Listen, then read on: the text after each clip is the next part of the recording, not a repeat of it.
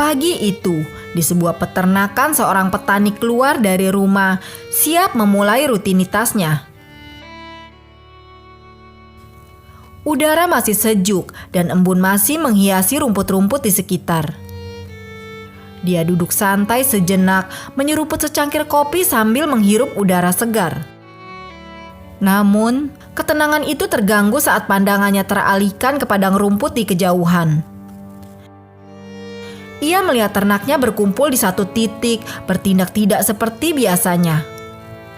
Rasa penasaran pun menggerakkan langkahnya menuju padang rumput tersebut.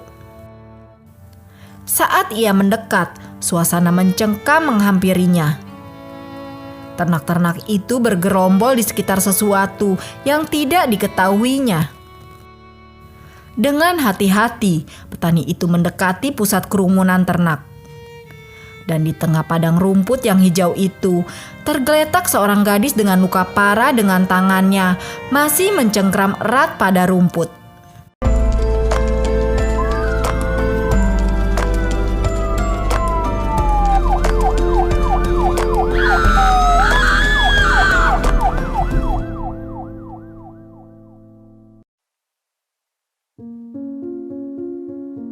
Di sebuah rumah sakit, ada seorang perawat cantik yang memiliki panggilan hidup untuk membantu dan menolong orang lain. Sebagai seorang perawat, mantan pemenang kontes kecantikan ini selalu memastikan bahwa pasiennya dirawat dengan sangat baik. Perawat yang baik dan disukai banyak orang ini bernama Anita Colby. Anita lahir di Sydney, Australia pada tanggal 2 November 1959. Anita kecil adalah buah hati dari kedua orang tuanya sejak awal. Tumbuh dewasa, dia dengan bangga mengatakan kepada siapapun yang mau mendengarkan bahwa suatu hari nanti dia akan menjadi perawat seperti ibunya. Itu adalah cita-cita yang tidak akan pernah goyah. Setelah lulus dari sekolah menengah, Anita mendaftar di program keperawatan di Rumah Sakit Sydney. Pada tahun 1981, ia bertemu dan jatuh cinta dengan seorang mahasiswa bernama John Colby yang memiliki senyum ramah dan sikap yang lembut yang membuatnya terpesona. Setahun kemudian, mereka menikah dalam sebuah upacara sederhana yang dihadiri oleh sekelompok kecil keluarga dan teman-teman. Meskipun mereka telah mencoba yang terbaik untuk membuat hubungan mereka berhasil, 3 tahun setelah menikah, pasangan ini berpisah. Setelah menyadari bahwa mereka tidak lagi berada di halaman yang sama, mereka memutuskan untuk menunda pernikahan mereka, setidaknya untuk sementara waktu. Setelah menghabiskan beberapa waktu berpisah, Anita dan John mulai menyadari bahwa mereka lebih cocok bersama. Pada musim dingin tahun 1986, mereka perlahan-lahan berupaya untuk rujuk kembali. Dengan nyala api yang mulai meredup, kini menyala kembali, pasangan ini sekali lagi menatap masa depan. Sayangnya, kehidupan bahagia selamanya yang mereka bayangkan tidak terjadi. Pada hari Minggu, 2 Februari 1986, Anita telah menghabiskan sore hari untuk memenuhi tugasnya di Rumah Sakit Sydney. Di akhir shiftnya, dia menemani sekelompok rekan kerjanya ke restoran lokal untuk makan.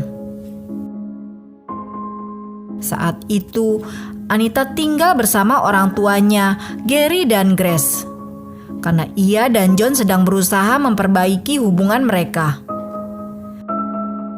Setelah mendapatkan tumpangan ke stasiun kereta api, dia naik kereta api menuju Blacktown, pinggiran kota Sydney di mana rumah orang tuanya berada. Setelah turun dari stasiun Blacktown sekitar pukul 10 malam, Anita berencana untuk menelepon ayahnya dan memintanya untuk menjemputnya. Namun sialnya, tak satu pun telepon umum yang berfungsi pada malam itu. Untuk menambah penderitaannya, taksi yang biasanya siap bersedia juga sedang mengantar penumpang semua.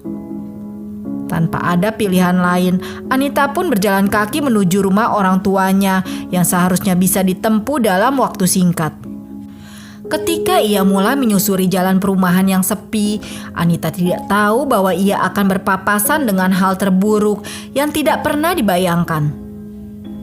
Ketika perawat muda itu sedang dalam perjalanan pulang, sekelompok penjahat kebetulan sedang bersenang-senang di sekitar stasiun Blackton dengan mobil yang baru saja mereka curi. Para pria itu yang berjumlah 5 orang dikenal oleh pihak berwenang setempat sebagai pengacau yang kejam.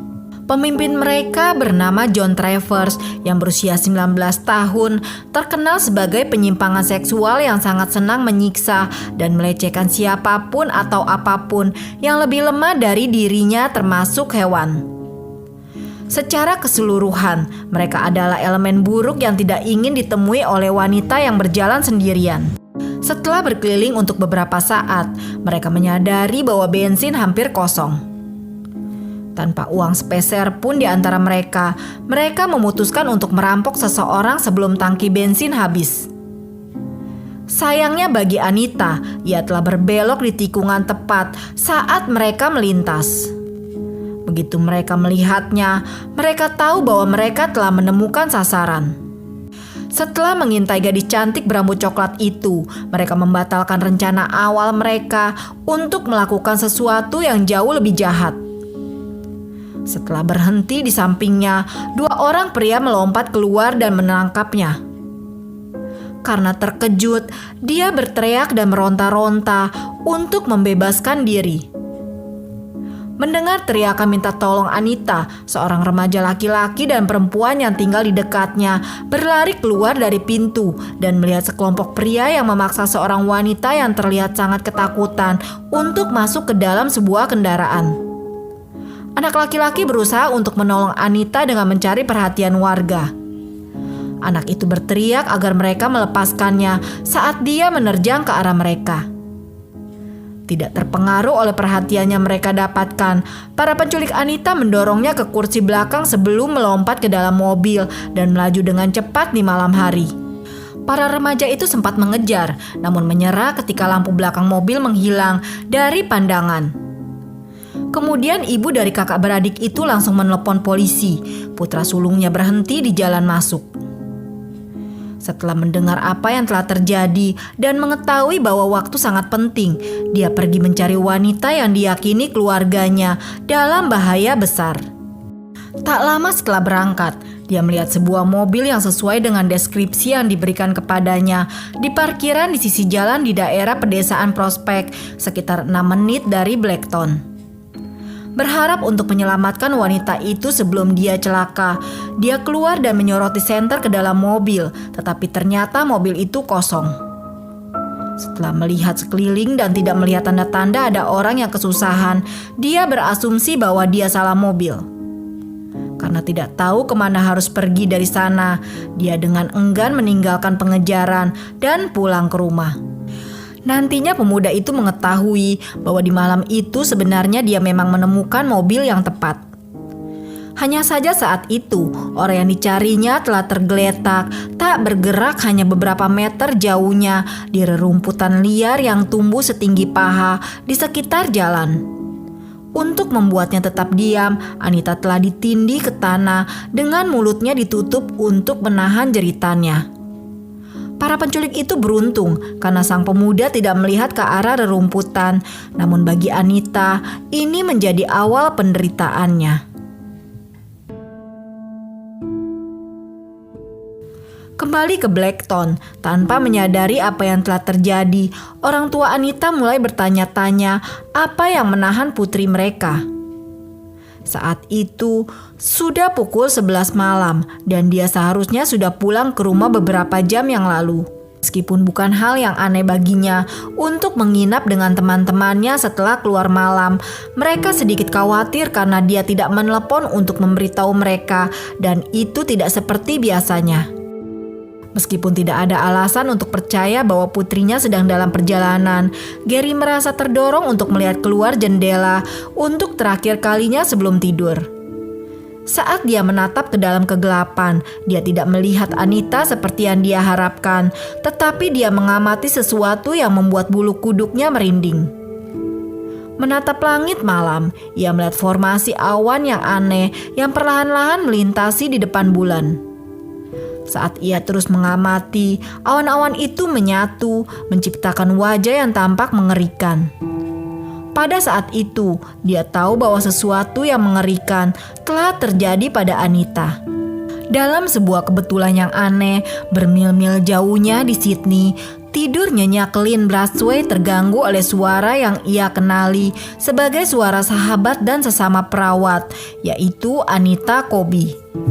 Dalam kondisi mimpi yang aneh ini, kedua wanita tersebut sempat terlibat dalam obrolan ringan sebelum Lynn yang kelelahan menyarankan agar mereka melanjutkan pembicaraan di pagi hari ketika mereka tiba untuk shift kerja. Anita menjawab bahwa dia tidak akan kembali bekerja. Dengan kata-kata yang tidak menyenangkan itu masih terngiang di telinganya, Lynn terbangun dan mendapati dirinya berkeringat dingin.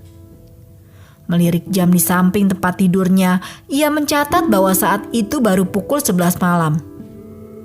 Keesokan harinya, ketika keluarga Anita diberitahu bahwa ia tidak muncul di rumah sakit sesuai jadwal, mereka langsung menuju ke kantor polisi dan melaporkan bahwa Anita telah hilang. 24 jam kemudian, seorang petani menyadari bahwa ternaknya berkumpul di satu tempat, tampaknya terpesona oleh sesuatu yang tergeletak di tengah padang rumput.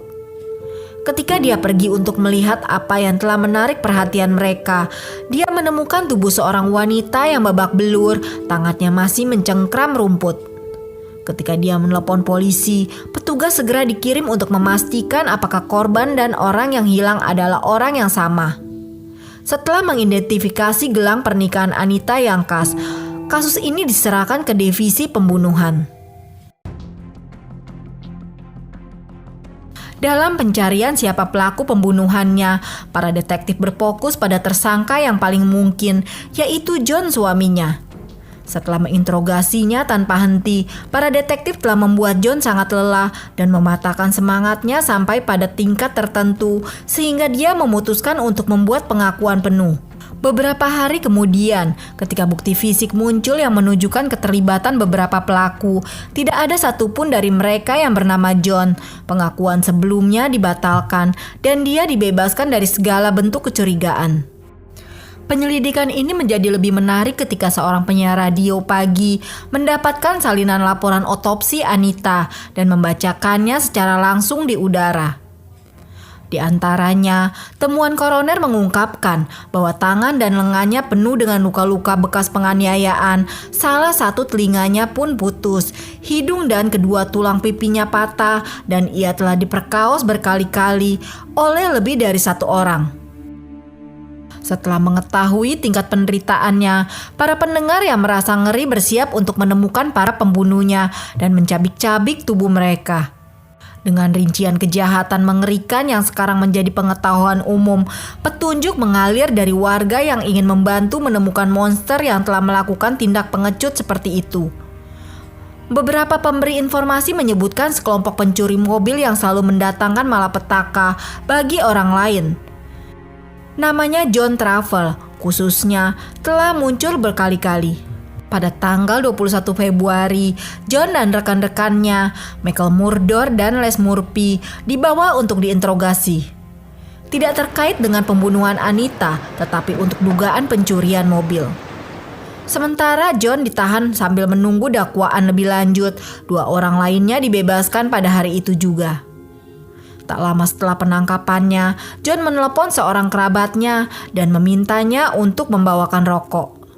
Dia tidak tahu bahwa permintaan sederhana itu akan memberikan detektif apa yang mereka butuhkan untuk memecahkan kasus pembunuhan Anita. Setelah mengantarkan rokok, wanita itu menghabiskan waktu cukup lama untuk berbincang-bincang dengan John. Pada saat wanita itu pergi, dia yakin tanpa keraguan bahwa John berperan penting dalam penculikan, permakaosan, dan pembunuhan Anita Colby. Bertekad untuk melakukan hal yang benar, dia langsung menemui para detektif yang menangani kasus ini dan mengatakan kepada mereka bahwa John telah mengakui pembunuhan tersebut dan bahkan menyebutkan nama-nama kaki tangannya. Meskipun mereka percaya bahwa dia berkata jujur, para penyelidik tahu bahwa mereka perlu mendengar cerita itu dengan kata-kata John sendiri. Untuk mencapai hal ini, mereka memintanya untuk kembali masuk dan menyuruhnya mengulangi seluruh percakapan. Hanya saja kali ini percakapan itu akan direkam. Wanita itu yang sama terkejutnya dengan sifat kejahatan yang keji seperti yang lainnya, setuju untuk dipasangi alat perekam pada kunjungan berikutnya. Ketika saatnya tiba, dengan sedikit dorongan darinya, John memberikan penjelasan tentang apa yang terjadi pada tanggal 2 Februari. Ketika para detektif mendengarkan rekaman tersebut, mereka merasa jijik dengan cara si pelaku berhenti sesekali untuk tertawa kecil ketika dia menceritakan setiap detil mengerikan yang telah dilakukannya dan rekan-rekannya, teman lamanya, Michael Murdoch, serta saudara-saudaranya Gary, Michael, dan Les Murphy kepada korban yang tidak berdaya. Ketika dia selesai menceritakan kembali kejadian malam itu yang jelas-jelas sangat disukainya, dia memperingatkan tamunya untuk tutup mulut atau hal yang sama akan menimpanya. Setelah mengetahui bahwa hukum akan menjerat mereka berkat John, Murphy bersaudara berusaha melarikan diri dari daerah tersebut. Untungnya, para detektif selangkah lebih maju dari mereka. Setelah memasang penghalang jalan di sekitar area yang sering mereka kunjungi, pihak berwenang menjemput mereka satu persatu. Pada hari penangkapannya, Gary telah melarikan diri ketika dia melihat mobil polisi mendekati kediaman tempat dia bersembunyi. Saat dia melarikan diri melalui pintu belakang, dia dijegal oleh petugas yang tidak berminat dengan omong kosongnya. Ketika dia digiring dengan borgol, diketahui bahwa gangster berusia 28 tahun itu telah mengompol di celana. Michael Murdoch yang berusia 18 tahun, seorang teman John sejak kecil, juga ditahan selama penangkapan. Tepat 22 hari telah berlalu antara penemuan jasad Anita dan penangkapan orang terakhir yang diyakini bertanggung jawab atas pembunuhannya. Setelah semua pelaku ditangkap dan diinterogasi, didapatilah keterangan kronologi tentang apa yang sebenarnya terjadi di malam tersebut.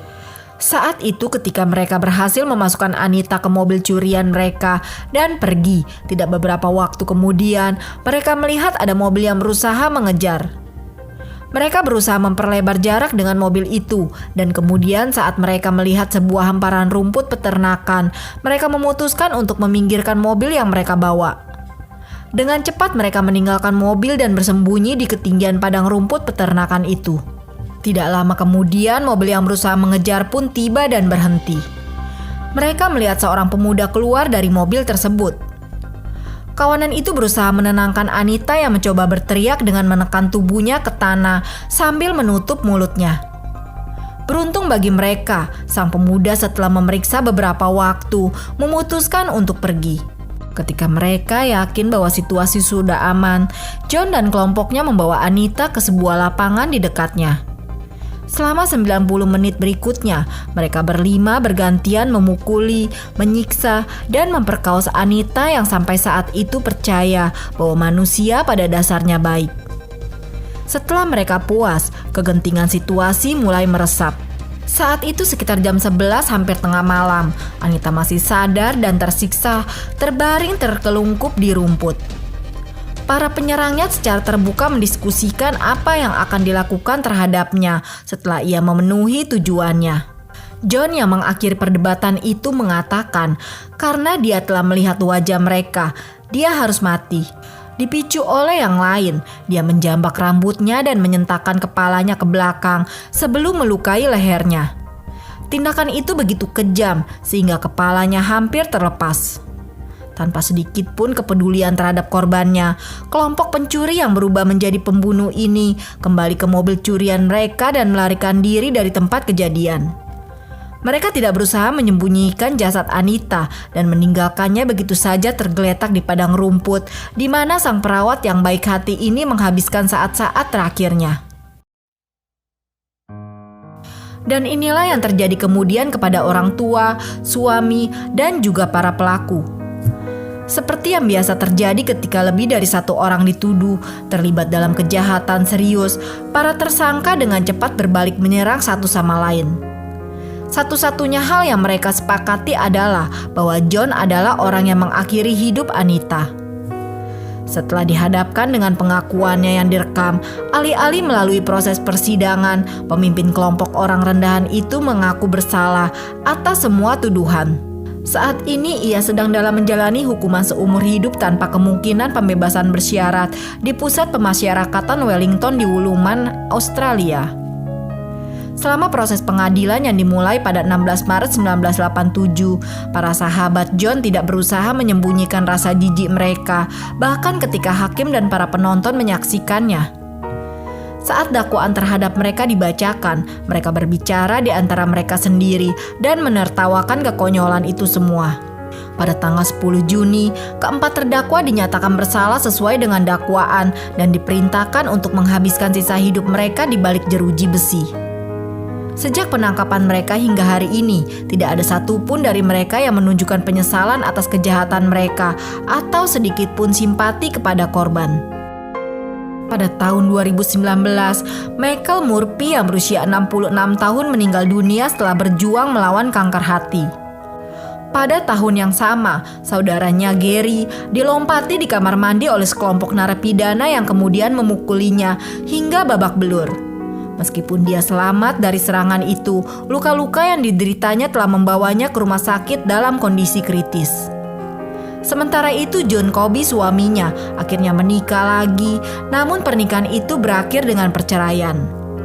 Selama beberapa dekade setelah pembunuhan Anita, dia menyalahkan dirinya sendiri karena tidak ada di sana untuk melindunginya. Ayah Anita, Gary Lynch, meninggal pada bulan September 2008 di usia 90 tahun karena penyakit Alzheimer. Ibu Anita menyusul pada tanggal 1 Juli 2013 setelah menghabiskan lebih dari 20 tahun tanpa putri tercinta mereka. Akhirnya mereka bersama lagi.